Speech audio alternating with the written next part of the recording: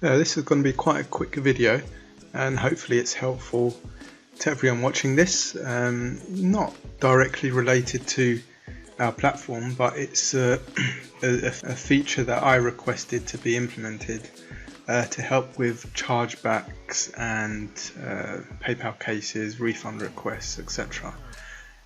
So you've obviously get every so often a customer initiating a chargeback with your payment processor, usually with Shopify payments or whoever you're with, and it's quite difficult to deal with most of the time, and it can be quite biased.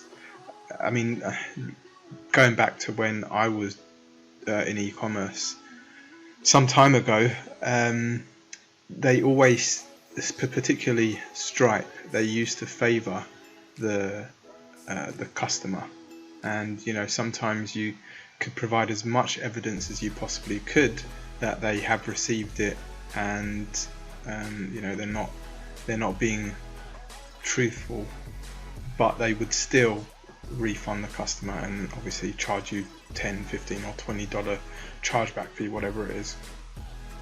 So anyway, when you need to provide a chargeback, you obviously need to provide proof of postage, which is pretty much a shipping label. And we have added an option in here, so if you go to your shipped items, where you can print the label to provide that to your payment processor. So if you just click on print label, and this is what we actually stick on the parcel itself, nothing different whatsoever. And you've got the tracking number, which obviously will correspond to the tracking updates, and the destination address.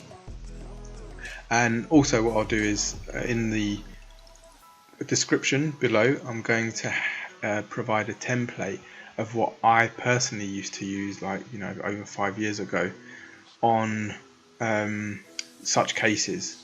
So, and it actually used to work. Also, I'm gonna, as a kind of bonus, I'll provide another template which, when you receive emails or complaints from customers stating that the parcel shows as delivered but they've not actually received anything, and it's quite difficult because you never know if they're telling the truth, or they have received it and they're just trying to get a freebie and either get a refund or send a replacement. And when I used to use this template, it actually used to work very well, and they used to email back and say, oh, I found it all of a sudden. I found it, I don't know, next door, or it was with a neighbour, or it was put behind the bin, or whatever. But most of the cases that's not the case, so they were just trying their luck. So I'll provide that as well. Of course, you're going to have to test it out, see how it works, and reword it as you see fit. But hopefully it can help you guys out. But with the chargebacks, particularly, what we found works quite well, or what I found used to work quite well, I don't know about in today's climate, you can provide as much information as possible, and even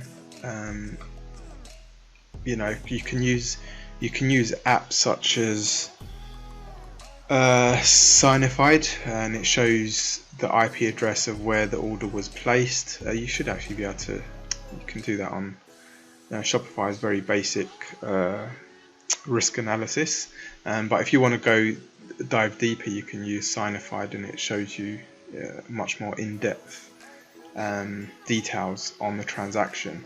So you can provide screenshots of that, where when they place the order, where was it placed from, because some will obviously argue that they didn't place the order, it was a fraudulent order, or not even that, it's that they've selected fraudulent order as the reason for chargeback when it actually isn't.